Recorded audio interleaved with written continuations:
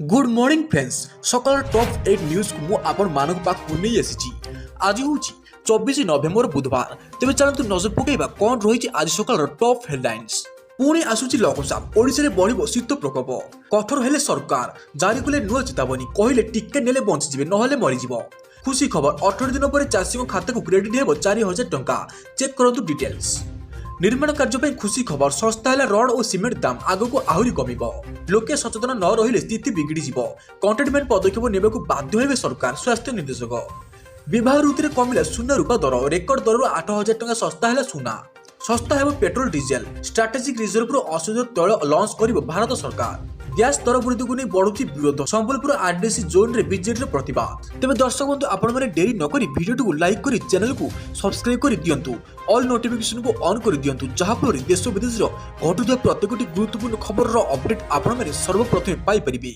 तेज दर्शक बंधु चलतु आज संपूर्ण मुख्य बड़ खबर उपर नजर पकईवा। पुणी आसुची लघुचाप ओडिशा बढ़ शीत प्रकोप दक्षिण पूर्व बंगोपसागर में गतकाली एक घूर्णिबलय सृष्टि होईची। यह घनीभूत हो 24 घंटे लघुचाप रूप नेब।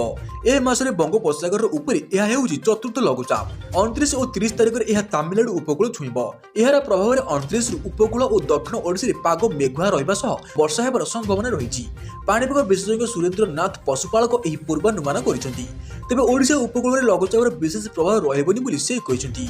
23 तारिख रात्रु आभ्यंतर ओडिशा शीत बढ़ उपकूल में 26 तारिख शीत बढ़ आभ्यंतर उत्तर पश्चिम दक्षिण पश्चिम ओडिशा 23 रु 26 तारिख राति जाए सर्वनिम्न तापमात्रा 5 रु 6 डिग्री सेल्सियस कमिपारे। दक्षिण उपकूल और संलग्न जिले में 26 रु 28 तारिख भितर राति तापमात्रा 6 डिग्री सेल्सियस कमिजिव। 28 तारिख में सारा राज्य में प्रबल शीत अनुभूत होइपारे बोली प्रोफेसर पशुपालक आकलन करिसेंती।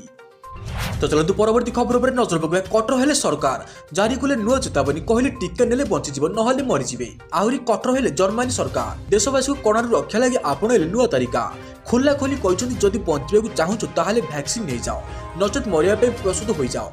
एଠାରେ डेल्टा भारिएंटर प्रकोप बढ़िबा पर स्वास्थ्य मंत्री एमिति खतरनाक चेतावनी दैछन्ती। टीका नै नथिबा लोकଙ୍କ ପାଇଁ एमिति कठोर होइछन्ती सरकार। स्पष्ट भावे कुहा जाइछि वर्ष शेष को सेही माने बंचिबे जे माने कोरोना टीका नैछन्ती कारण बहुत भयानक डेल्टा भारिएंट डेल्टा बंचिबाकू हेले टीका नेबा निहाती जरूरी।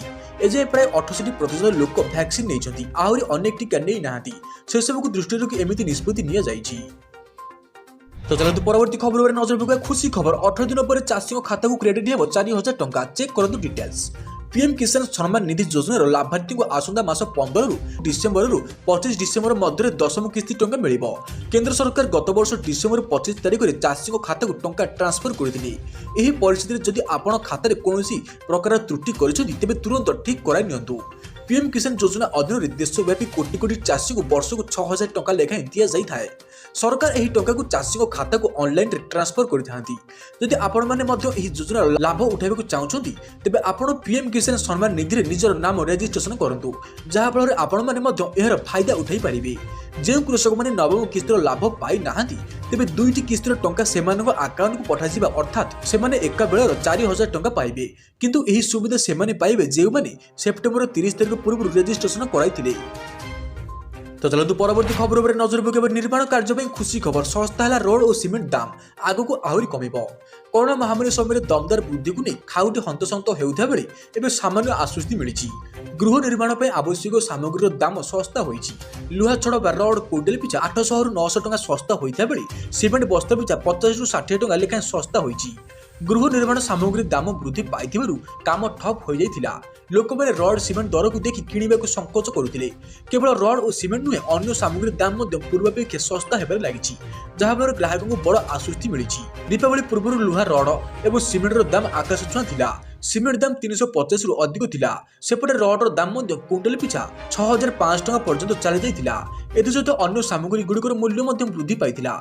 एपरि परिस्थिति घर निर्माण करिथिबा अधिकांश लोकଙ୍କ बजेट पॉकेट रु बाधुथिला। तो चलतु परवर्ती खबर पर नजर पकड़। लोके सचेतन न रही स्थिति बिगिड़ कंटेनमेंट पदक्षेप ने बाध्य हे सरकार स्वास्थ्य निर्देशक। स्कूल और कॉलेज छात्र छात्री कोरोना संक्रमित होगा नहीं स्वास्थ्य निर्देशक विजय महापात्र सूचना देते। ସେ କହିଛନ୍ତି ସୁନ୍ଦରଗଡ଼ ସ୍କୁଲ ହଷ୍ଟେଲର 600 ପିଲାଙ୍କ ଭିତରୁ ପ୍ରଥମେ 3 ଜଣ ଛାତ୍ରୀ ସଂକ୍ରମିତ ହୋଇଥିଲେ। କଣ୍ଟାକ୍ଟ ଟ୍ରେସିଂ ପରେ 4 ଦିନ ଭିତରେ ଏହି ସଂଖ୍ୟା ପାଖାପାଖି 50ରେ ପହଞ୍ଚିଛି। କେବଳ ପ୍ରଥମ 3 ଜଣ ନିକଟରେ ଲକ୍ଷଣ ରହିଛି, ଅନ୍ୟମାନେ ଲକ୍ଷଣହୀନ ଛାତ୍ରୀଙ୍କୁ ସଙ୍ଗରୋଧରେ ରଖାଯାଇଛି। ପୁନଶ୍ଚ କଣ୍ଟାକ୍ଟ ଟ୍ରେସିଂ ଚାଲିଛି, କେହି ଗୁରୁତର ନାହାନ୍ତି। ସ୍ଥାନୀୟ ପ୍ରଶାସନ ଏହା ଉପରେ ନଜର ରଖିଛନ୍ତି। ଯଦି ଲୋକମାନେ ସଚେତନ ନ ରହିବେ ଆଗକୁ ସ୍ଥିତି ବିଗିଡ଼ିଯିବ, କଡ଼ା ପଦକ୍ଷେପ ନିଆଯାଇପାରେ। କଣ୍ଟେନମେଣ୍ଟ ପଦକ୍ଷେପ ନେବାକୁ ସରକାର ବାଧ୍ୟ ହେବେ ବୋଲି ସ୍ୱାସ୍ଥ୍ୟ ନିର୍ଦ୍ଦେଶକ କହିଛନ୍ତି। ତ ଚାଲନ୍ତୁ ପରବର୍ତ୍ତୀ ଖବର ଉପରେ ନଜର ପକାଇବା। ବିବାହ ଋତୁରେ କମିଲା ସୁନା ରୂପା ଦର, ରେକର୍ଡ ଦରରୁ 8,000 ଟଙ୍କା ଶସ୍ତା ହେଲା ସୁନା। କମିଲା ସୁନା ଦର, ଆଜି ସୁନା ରୂପା ଦରରେ କମିଛି। Indian bullion and jewellers association website ଅନୁସାରେ ଆଜି ସୁନା ଦର 758 ଟଙ୍କା କମି 48,076 ଟଙ୍କାରେ ପହଞ୍ଚିଛି। ସେହିପରି ରୂପା କଥା ଯଦି କହିବା ତାହେଲେ MCXରେ ଅପରାହ୍ନ 4ଟା ସମୟରେ ଏହା 994 ଟଙ୍କା କମି 63,577 ଟଙ୍କାରେ ପହଞ୍ଚିଛି। ପାଇକାରୀ ବଜାରରେ ରୂପା 1297 ଟଙ୍କା ଶସ୍ତା ହୋଇ କିଲୋଗ୍ରାମ ପିଛା 64,532 ଟଙ୍କାକୁ ଆସିଯାଇଛି। ସୁନା ଏବେ ତାର ରେକର୍ଡ ଦରରୁ ବହୁତ ଶସ୍ତା ବଜାରରେ ଉପଲବ୍ଧ ହେଉଛି। ଗତ ବର୍ଷ ଅଗଷ୍ଟରେ ସୁନା ମୂଲ୍ୟ ପାଇକାରୀ ବଜାର ପ୍ରତି 10 ଗ୍ରାମକୁ 56,200 ଟଙ୍କାରେ ପହଞ୍ଚିଥିଲା, ଯାହା ଏକ ରେକର୍ଡ ଥିଲା। ଏବେ ଏହା କମି 48,076 ଟଙ୍କାରେ ପହଞ୍ଚିଛି। ଏହା ମୂଲ୍ୟ ସୁନାର ରେକର୍ଡ ମୂଲ୍ୟଠାରୁ 8,124 ଟଙ୍କା ଶସ୍ତାରେ ମିଳୁଛି। ତ ଚାଲନ୍ତୁ ପରବର୍ତ୍ତୀ ଖବର ଉପରେ ନଜର ପକାଇବା। ଶସ୍ତା ହେଲା ପେଟ୍ରୋଲ ଡିଜେଲ, ଷ୍ଟ୍ରାଟେଜିକ୍ ରିଜର୍ଭରୁ ଅଶୋଧିତ ତୈଳ ଲଞ୍ଚ କରିବ ଭାରତ ସରକାର। ଆଗାମୀ ଦିନରେ ପେଟ୍ରୋଲ ଡିଜେଲ ଦର ହ୍ରାସ ପାଇପାରେ, କାରଣ ଅଶୋଧିତ ତୈଳ ମୂଲ୍ୟରେ ଏକ ବଡ଼ ହ୍ରାସ ହୋଇପାରେ। ବଜାରରେ ଏହାର ଇନ୍ସୁରାନ୍ସ ଷ୍ଟ୍ରାଟେଜିକୁ ରିଜର୍ଭକୁ 5 ମିଲିୟନ ବ୍ୟାରେଲ ଅଶୋଧିତ ତୈଳ ବିକ୍ରି କରିବାକୁ କେନ୍ଦ୍ର ସରକାର ନିଷ୍ପତ୍ତି ନେଇଛନ୍ତି। ସରକାରଙ୍କ ଏହି ପଦକ୍ଷେପ ଅଶୋଧିତ ତୈଳର ମୂଲ୍ୟ ହ୍ରାସ କରିବ ବୋଲି ଆଶା କରାଯାଉଛି। ସୂଚନା ଅନୁସାରେ ଭାରତରେ 38 ନିୟୁତ ବ୍ୟାରେଲ ଅଶୋଧିତ ତୈଳ ଭଣ୍ଡାର ରହିଛି, ଯାହା ଦେଶର ପୂର୍ବ ଏବଂ ପଶ୍ଚିମ ଉପକୂଳବର୍ତ୍ତୀ ଅଞ୍ଚଳରେ ଭୂତଳ ସଂରକ୍ଷଣ କରାଯାଇଥାଏ। ସେଥିମଧ୍ୟରୁ ଆସନ୍ତା 7ରୁ 10 ଦିନ ମଧ୍ୟରେ 5 ମିଲିୟନ ବ୍ୟାରେଜ ତେଲ ବଜାରରେ ଲଞ୍ଚ ହେବ।